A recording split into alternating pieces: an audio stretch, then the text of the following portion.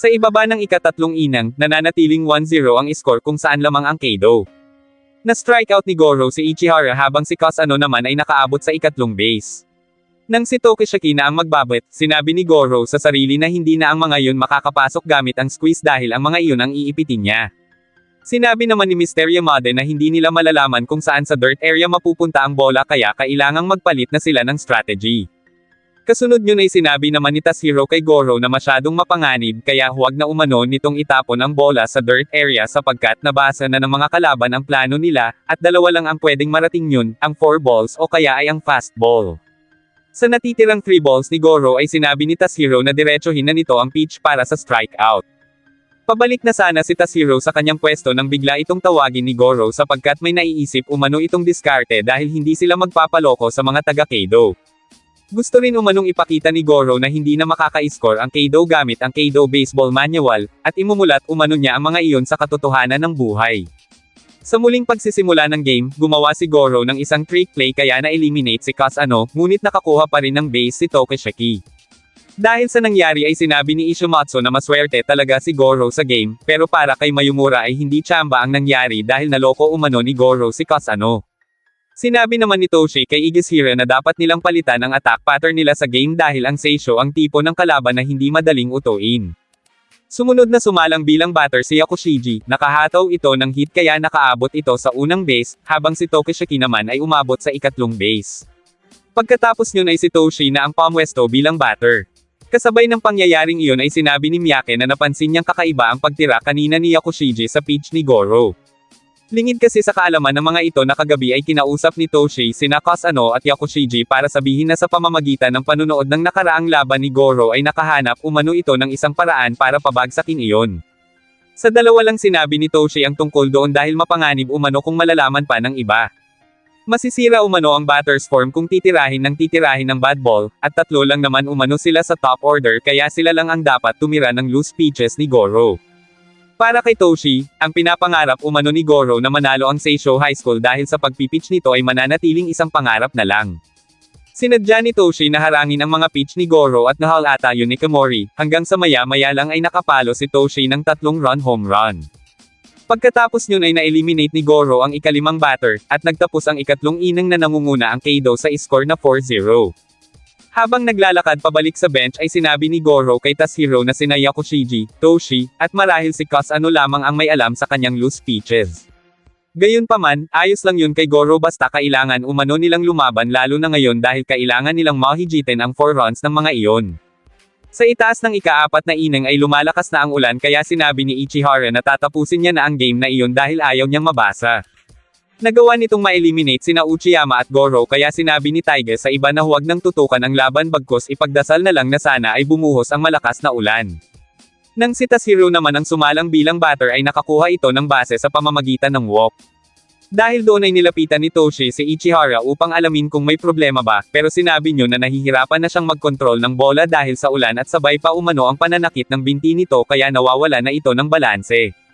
Dahil doon ay naisip ni Toshi na pagbigyan ng isang run ang Seisho dahil wala rin naman umanong mangyayari dahil maka-cancel ang game kung babagsak ang ulan. Sa muling pagpapatuloy ng laro, nagkamali si Ichihara sa pagpipitch dahil sa ulan kaya't nakahataw si Fuji. Nakaabot ito sa unang base at si Tashiro naman sa ikatlong base. Doon napagtanto ni Goro na nasa siren ng ulan ang diskarte ni Ichihara kaya kahit papaano ay natutuwa ito dahil nasa panig pa rin umano nila ang swerte. Kasunod yun ay tinamaan si Hitori ng dead ball kaya nakakuha rin ito ng base. Dahil puno ang mga base, si Miyazaki ang sumunod na batter, ngunit pansamantalang itinigil ang laro dahil sa malakas na ulan. Kinausap ng umpire ang dalawang coach para sabihin na oobserbahan muna nila ang kondisyon ng panahon. Sa loob ng 10 minuto, kung lumakas umano ang ulan ay kakanselahin na ang game. Pumayag naman si Mr. Yamada na ipagliban ang game, pero hindi sumang-ayon si Igashira at sinabing bago pa lang magsimula ang game ay alam na nila na bubuhos ang ulan. Kung sisimulan pa raw ulit nila ang ganoong game mula umpisa ay magsasayang lang sila ng oras. Nakahanda umano ang Kaido na maghintay kahit ilang oras pa dahil kapag pauuwiin umano sila sa araw na iyon ang dahil sa ulan ay sisiguraduhin ni Igashira na makakatanggap ng protest paper ang committee at gagawa umano ito ng isang gulo. Tumawa ng malakas si Goro dahil sa tapang ng pananalita ni Higashira, sabay sabi na sumasang-ayon siya sa sinabi nito, dahil kung ipagpapaliban umano ang game sa ibang araw ay hindi nila mapapaiyak ang buong team ng Kaido, sapagkat tuluyan na nila ang mga itong tatalunan. Nang humina na ang ulan, nagpatuloy ang laro at si Miyazaki pa rin ang nasa bat. Nung una ay hindi maasinta ni Miyazaki ang bola lalo na at bumalik na ang lakas ni Ichihara, kaya naman inisip ni Taiga na katapusan na nila.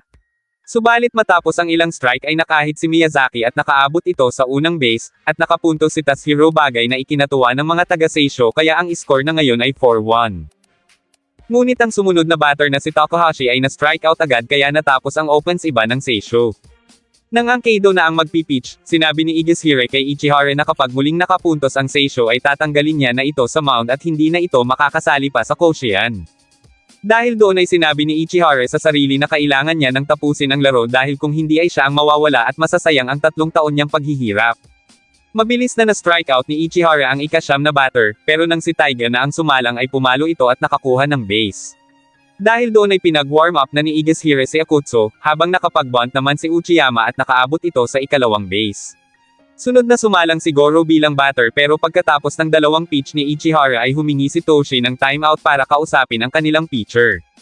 Dahil batid ni Toshi na nasa isip pa rin ni Ichihara ang sinabi ni Higashira ay iminungkahi nito na palakirin na lang si Goro dahil oras na maasinta umano yun ang bola ay mas malaki ang problema kaya dapat siguraduhin na lang nila na hindi makakaabot sa home base. Dahil doon ay naiinis na sinabi ni Goro sa sarili na nakasalalay na ang lahat kay Tashiro.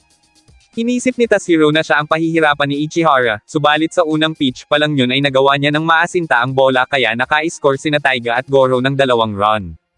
Dahil doon ay sinabi ni Higashira na palitan na si Ichihara ni Akutsu. Nung una ay mayabang na sinasabi ni Akutsu na katapusan na ng Seisho, pero sa pangalawang pitch pa lang nito na tinatawag na knuckleball ay nagawa kaagad na maasinta ni Fuji ang bola kaya muling naka-score si Tashiro, at tabla na ngayon ang laro. Pagkatapos nyon, na-strikeout si Hattori at natapos ang offense iba ng Seisho. Todo dahilan noon si Akutsu kaya sinabi rito ni Yakushiji na silang mga junior ang maaapektuhan ng resulta ng game kaya dapat gumawa umano ito ng paraan para makabawi sila. Sa pagsisimula ng bottom ng 5th inning, si Akutsu ang unang sumalang bilang batter. Pagkatapos ng 4 na pitch ni Goro ay tinamaan si Akutsu ng dead ball at nakakuha ito ng base. Sunod na sumalang si Kasano na nagawang matamaan ang bola sa pangalawang pitch ni Goro at nakakuha rin ito ng base. Nagbunt naman ang sumunod na batter na si Tokishiki ngunit na out ito. Pagkatapos nyon ay na-strikeout ni Goro si Yakushiji gamit ang 4th ball. Sunod na sumalang si Toshi bilang batter. Nung una ay napagpasyahan ni Goro na palakirin ito, ngunit matapos kausapin ni Toshi si Tashiro ay natigilan ito at saka humingi ng timeout para hikayatin si Goro na harapin nila si Toshi at talunin ang Kaido sa malinis na paraan. Dagdag pa nito na isa lang ang paraan nila para manalo sa laban at iyon ang mga fastball ni Goro. Nung una ay hindi nakinig si Goro dahil kaya umanong mangharang ni Toshi ng fastballs, pero lumapit sina Fuji at sinabing ang hindi kayang asintahin ni Toshi ay ang gyro ball ni Goro.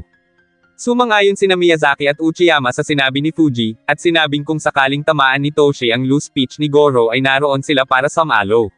Sinabi pa ng 4 na wala silang sisisihin dahil nakahanda umano ang mga ito na tanggapin ang resulta ng play ni Goro. Sa huli ay nakinig si Goro sa mga sinabi ng 4 kaya bumalik na ang mga ito sa pwesto. Matapos ang 5 pitch ni Goro ay na-strikeout nito si Toshi, at natapos ang ika-5 inang na tabla sa score na 4-4.